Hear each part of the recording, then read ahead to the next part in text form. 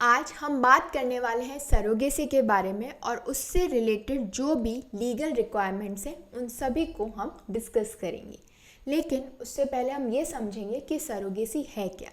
ये एक ऐसी प्रैक्टिस है जहाँ पे एक वुमेन बच्चे को बेयर करती है, अपनी वूम में 9 मंथ्स तक रखती है एंड इवेंचुअली बर्थ देती है फॉर समवन एल्स। यानी इस प्रैक्टिस के अंदर 2 वुमेन इन्वॉल्व हैं। पहली जो कि उस बच्चे की बायोलॉजिकल मदर होती है, बट क्योंकि बायोलॉजिकल मदर में कुछ इशू है और वो उस बच्चे को बेयर नहीं कर सकती, अपने वूम में नहीं रख सकती, इसीलिए वो मदद लेती है दूसरी वुमेन की।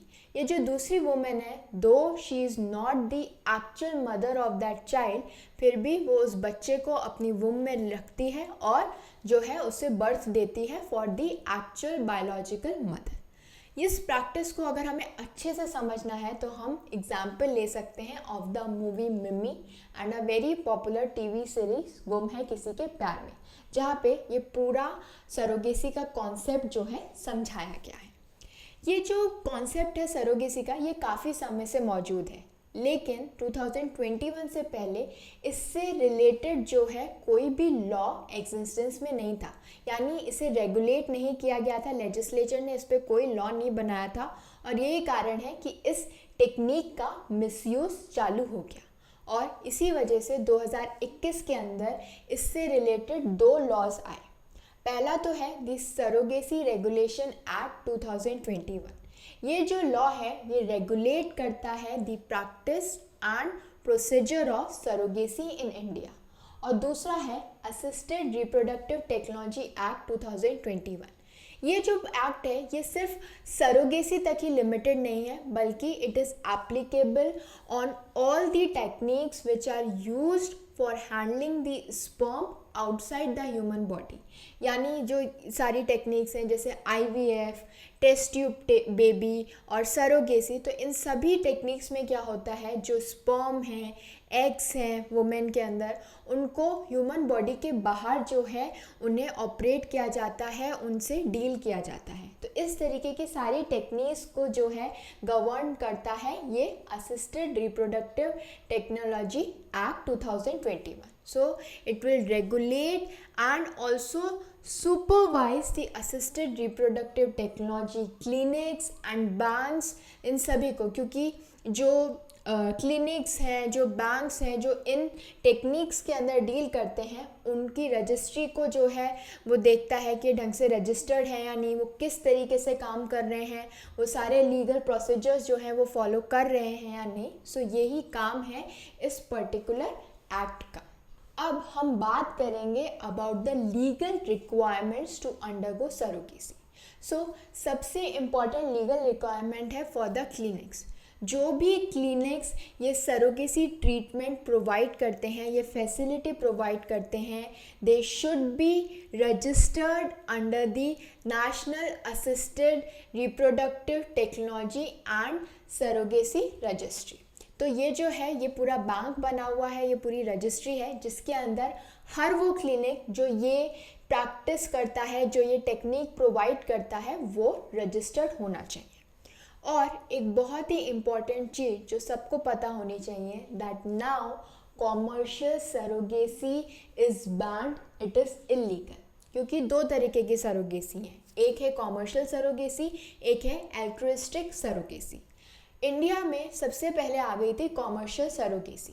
कॉमर्शियल सरोगेसी का मतलब ये है वो वुमेन जो बच्चे की बायोलॉजिकल मदर नहीं है, जिसे हम सरोगेट भी कहते हैं, जो सिर्फ अपने वूम में बच्चे को रखती है और बर्थ देती है, वो वुमेन जो है इसके बदले में कुछ मनी लेती है, यानी उसे कुछ मॉनेटरी गेन होता है in exchange for keeping the child in her womb and giving birth to that child. So इस पर्टिकुलर प्रैक्टिस की वजह से सरोगेसी की जो टेक्निक है इसका काफ़ी मिसयूज़ होने लगा, क्योंकि पेरेंट्स जो कि फर्टाइल थे, those who were able to give birth, लेकिन उन्होंने ये एस्केप मीन्स बना लिया था to give birth to the child through surrogacy. यानी वो किसी और वुमेन की मदद लेके, उसे पैसे देके जो है बच्चा कर लेते थे। तो in short commercial surrogacy is illegal in India. Commercial surrogacy का ही एग्जाम्पल लिया गया था मूवी मिमी के अंदर, जहाँ पे जो हीरोइन थी, जो सरोगेट मदर थी, उसने सिर्फ और सिर्फ मॉनेटरी गेन के लिए सरोगेट बनना प्रेफर किया। लेकिन अब 2021 के बाद, इस एक्ट के पास होने के बाद, ये टोटली इलीगल है। सो अब क्या अलाउड है? अब जो अलाउड है उसे हम कहते हैं अल्ट्रुइस्टिक सरोगेसी। इसका मतलब ये है, जो सरोगेट मदर है, जो बच्चे को बर्थ देगी, will not gate any monetary compensation other than the medical expenses and insurance। यानी जो सरोगेट मदर है, उसका जो भी मेडिकल ट्रीटमेंट है वो और इंश्योरेंस, बस वो ही पैसा उसमें इन्वॉल्व होगा। अदरवाइज डायरेक्टली सरोगेट मदर को कोई मॉनेटरी गेन नहीं होगा, उसे कोई पैसे नहीं मिलेंगे। So generally a women who will be a surrogate in case of altruistic surrogacy will be mostly a close relative of the intended parents। सो इस कॉमर्शियल सरोगेसी की वजह से क्या हो रहा था, काफ़ी लोग जो हैं इसके अंदर घुसे हुए थे। बहुत कम उम्र की लड़कियां जो हैं इस कॉमर्शियल सरोगेसी में घुस गई थी, just to gain money, just to gain monetary gain.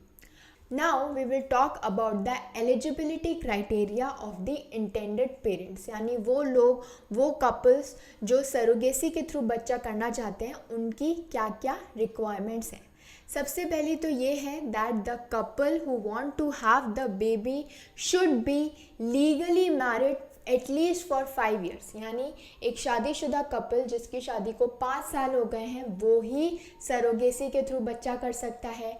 In such cases, the age of the woman should be between 25 to 50 years, and in case of men, the age should be between 26 to 55 years। तो इनकी एक as requirement है। अगर वो women जो है वो 25 से 50 साल के बीच में है, तभी सरोगेसी के थ्रू बच्चा कर सकती है। And for father, for man, the age is 26 to 55 years।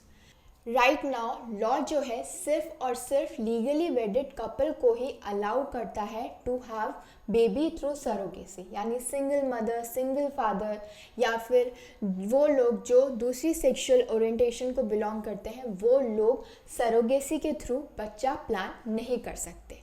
और साथ साथ ये जो कपल है, इनके पास जो है सर्टिफिकेट ऑफ इनफर्टिलिटी होना चाहिए, which is given either by the national or the state assisted reproductive technology and surrogacy board। सो ये जो बोर्ड है, ये देखेगा, समझेगा कि ये जो कपल है ये एक्चुअली इनफर्टाइल है, वो खुद से उनको बच्चा नहीं हो सकता, और इसीलिए वो सरोगेसी के थ्रू बच्चा करना चाहते हैं, so that they can stop the misuse of this technique.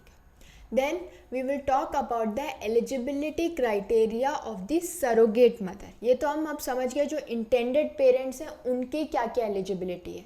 अब हम समझेंगे eligibility of the woman who will be bearing the child, और we can say the eligibility criteria of the surrogate mother।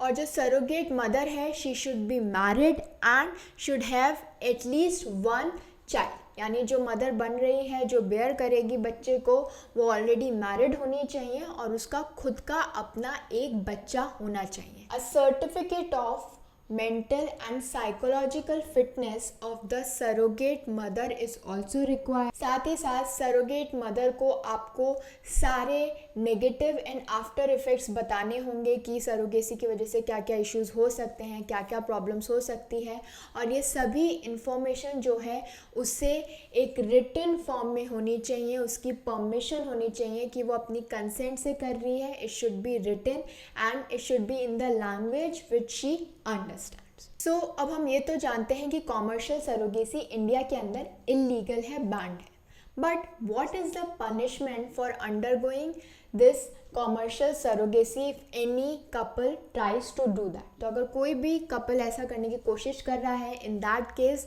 They will have to pay a fine of 50,000 rupees and will also be sent to jail for a term of 5 years।